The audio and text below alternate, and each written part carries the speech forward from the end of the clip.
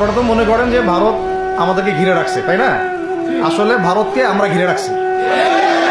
এই দিক থেকে আমরা, এই দিক থেকে চায়না, এখান থেকে নেপাল, এখান থেকে ভুটান, এখান থেকে মায়ানমার, এখান থেকে পাকিস্তান, আর তার চেয়ে বাপ আছে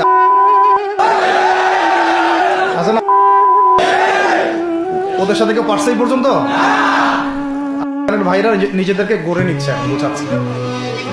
এখন কথা হচ্ছে, আমরা একটা কাপুরুষতার পরিচয় দিচ্ছি। নেপাল ওকে টাইম দেয় না, ভুটান টাইম দেয় না, মায়ানমার টাইম দেয় না, চায়না তো দেয়ই না, আর আমরা তাকে একেবারে প্রভুর আসনে বসায় রাখছি। আমরা কি দিছি? আমরা ইলিশ দেই, আমরা ট্রানজিট দেই, আমরা রেল দেই, আমরা বন্দর দেই, আমরা আর কি দেই? গ্যাস তো দেই মাশাআল্লাহ। তারপরে পণ্যগুলো তো দিচ্ছি, গার্মেন্টস দিয়ে দিচ্ছি, আমাদের প্রশাসনের মধ্যে লোকজন দিয়ে দিচ্ছি, কর্মী শ্রমিক দিয়ে দিচ্ছি।